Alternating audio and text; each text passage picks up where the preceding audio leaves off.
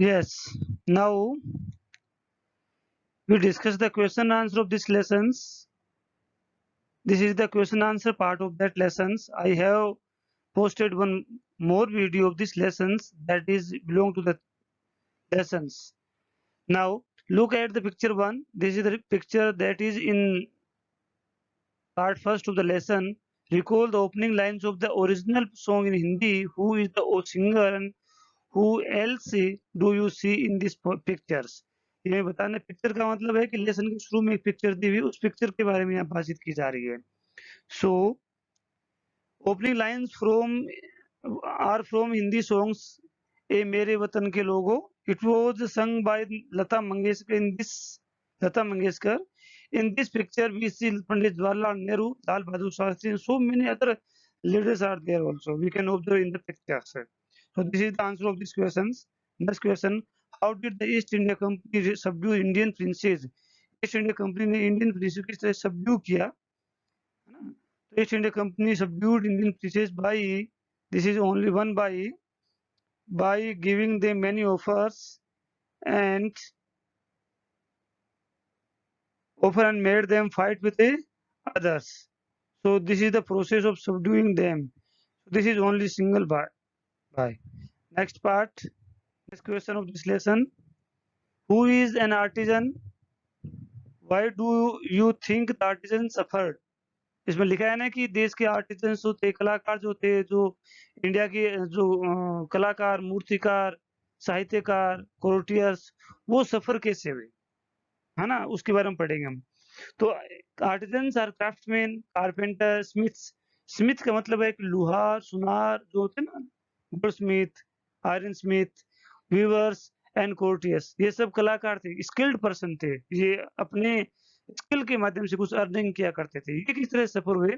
They suffer because company has banned on organizing durbar. क्योंकि पहले राजा अपने महल में, राजा जहाँ रहता था तो वहाँ एक दरबार लगता था. दरबार के अंदर तरह-तरह के कलाकार, जितने भी राज्य में कलाकार हुआ करते थे, वो वहाँ पे आते थे. आर्टिज़न थे वो वहाँ वहाँ आते थे. सभी तरह के लोग वहाँ प्रेज़ेंट होते थे. लेकिन कंपनी ने क्या किया? दरबार लगवाना ही बंद कर दिया. तो जो लोग राज दरबार से सर्विस लिया करते थे, जो अर्निंग किया करते, बंद हो गई तो बेरोज़गार हो गए.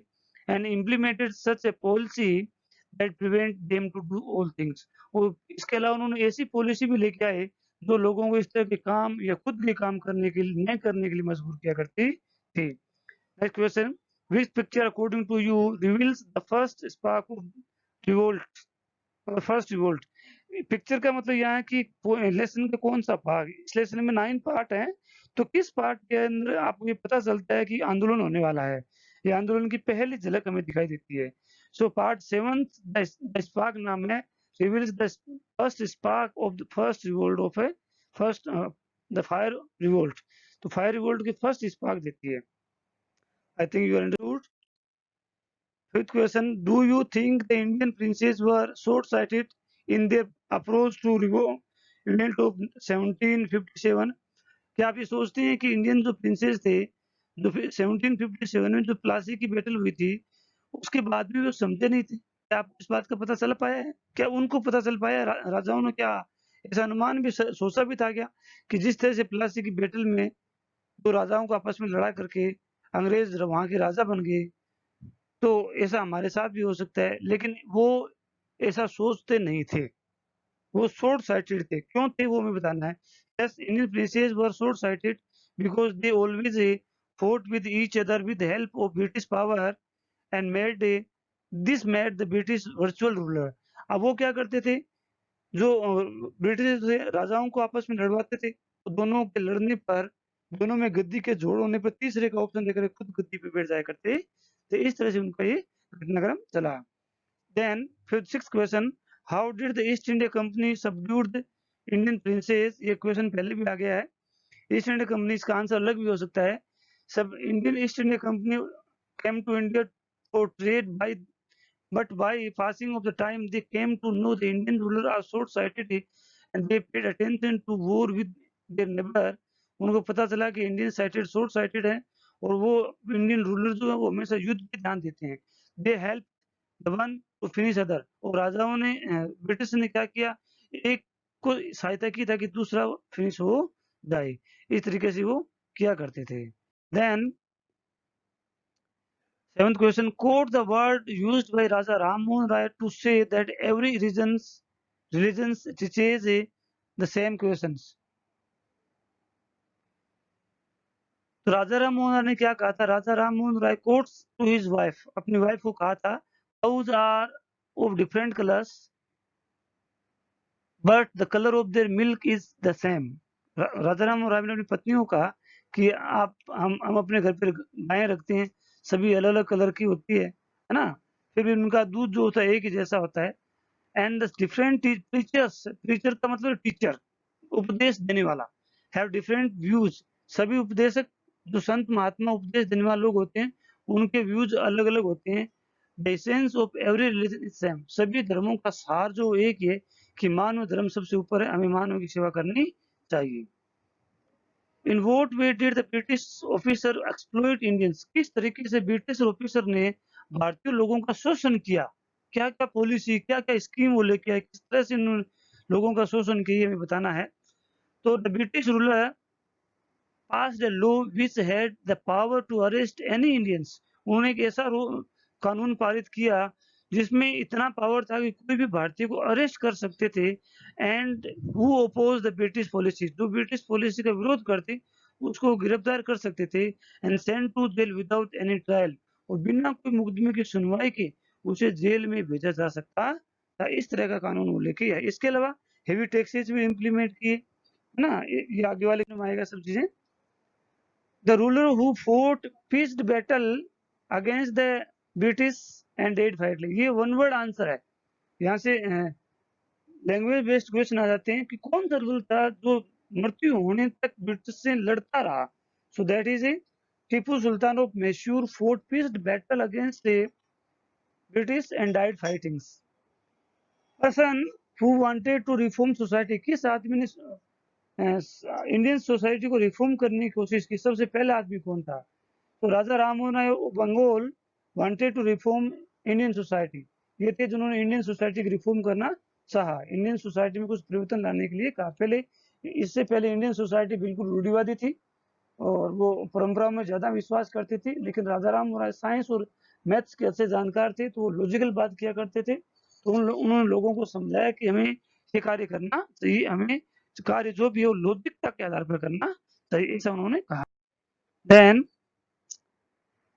The person who recommended the introduction of English education in India, कौन से व्यक्ति ने भारत में इंग्लिश एजुकेशन रिकमेंड की कि भारत के लोगों को भी इंग्लिश पढ़ाई जानी चाहिए, उस कमेटी का अध्यक्ष कौन था? सो कौन था देखते हैं। Lord Macaulay recommended the introduction of English education in India. Lord Macaulay 1835 1835 के अंदर वो पॉलिसी लेके आया था। विलियम बेंटिंग वहां का वायसराय था, तो उसने कहा कि भारतीय लोगों को भी अंग्रेजी में शिक्षा दी जानी चाहिए। Two popular leaders who led revolt, बहुत सारे लीडर थे इंडिया के अंदर, है ना, लेकिन पॉपुलरिटी किसकी थी? जैसे Tatya Tope, Hazrat Mahal, Nana Saheb, lead the revolt, ये काफी लोग थे जिन्होंने आंदोलन को नेतृत्व दिया। 13th question, two examples of social practice prevail in then, उस समय भारत में दो वेब कुरीतियों का नाम बताने हैं। बहुत सारी कुरीतियां थी, दास प्रथा थी, है ना, क्या नाम उसको, चाइल्ड मैरिज थी, है ना, सती प्रथा थी, बहुत सारी कुरीतियां थी, कोई दो का नाम देना है, जैसे कि यहाँ है लेसन में है, चाइल्ड मैरिज थी, अनटचेबिलिटी, बाल विवाह है, और छुआछूत सबसे बड़ी यहाँ का इश्यू था। Are the social practices that prevail in India. Two oppressive policies of British, British government की दो सबसे शोषणकारी नीति कौन कौन सी थी? तो कौन सी थी? British goods are free from import duty, तो शोषणकारी नीति ये थी कि ब्रिटिश इंडिया के अंदर जो ब्रिटेन का बना हुआ माल आता था उसमें किसी भी तरह का टैक्स नहीं लगता था। क्यों नहीं लगता था? क्योंकि टैक्स फ्री करने से उसकी जो सस्ते दाम में यहाँ पहुंच जाता था और ब्रिटिशर को अच्छे पैसे मिल जाते थे, और इंडियन जो इंडस्ट्री थी वो उनको डिस्ट्रॉय कर, क्योंकि टैक्स न लगने से वो उसको कम दाम पे आराम से बेच सकते थे, जबकि इंडियन जो माल था वो काफी महंगा था क्योंकि उस पर टैक्स लगा करता था। दोनों तरफ काम किया उन्होंने, इंडिया के माल पे टैक्स लगाया और अपने माल को टैक्स फ्री किया। एंड वर्नाकुलर एक्ट आया था कि 1878 के अंदर लॉर्ड लिटन ने निकाला था, उसके अंदर कोई भी लोकल न्यूज़पेपर जो था उस पे बैन कर दिया गया था, बहुत सारे न्यूज़पेपरों पर। सोमनाथ चटर्जी नाम का एक न्यूज़पेपर सबसे पहले बैन किया गया था उसको। वो are very oppressive policies of British, ये सबसे ब्रिटेन की ओप्रेसिव पॉलिसीज थी। Two ways in which common people suffered, दो वेज बताने जिसमें कॉमन पीपल सफर्ड हुए। Farmers were imposed heavy taxes, farmer पर सबसे ज्यादा टैक्स दिया गया। In terms of skilled worker cut, अब ये देखो फार्मर पर सबसे टैक्स थे, इसके अलावा स्किल्ड लोग थे जो थे, जो कलाकार थे, जो क्राफ्टमैन थे, जो कारपेंटर थे, जो मेंसनर थे, उन लोगों के हाथ काट दिए, किसी का अंगूठा काट दिया ताकि वो काम नहीं कर सके। Four reasons for the discontent, discontent का मतलब होता है निराशा, that led to 1857 war of independence, चार कारण बताने हैं जिससे कि प्रथम स्वतंत्रता संग्राम लड़ा गया, जो उसकी प्रमुख कारण था। तो क्या कारण था? Blade with effect of heads of cows and pig, अब सैनिक जो युद्ध लड़ा करते थे उनको बुलेट दी जाती थी, एक गन दी जाती थी, है ना, पिस्टल उसमें वो डालने से पहले उसको मुंह से तोड़ना पड़ता था, तो उसके मुंह के ऊपर चर्बी भरी हुई रहती थी, फैट भरा रहता था, जो काऊ और पिग का होता था। सेकंड है, Indian soldier our paid less salary than Britisher, British सैनिकों की बजाय इंडियन सैनिकों को कम सैलरी दी जाती थी। Heavy taxes were imposed on farmers, farmers पर काफी ज्यादा टैक्स लगाया गया था। Indian industries were made to ruin, और इंडियन इंडस्ट्री को खत्म कर दिया गया था। इस तरीके से लोगों में काफी रोष आ गया था ब्रिटिश से लड़ने के लिए, इसीलिए 1857 का फर्स्ट इंडिपेंडेंस वॉर हुआ था इंडिया के अंदर। Next question, now these are the over, I have explain each and everything very clearly, very neat and clean, and I think you have understood very well. If you have any problems, any queries, you can comment me in comment box.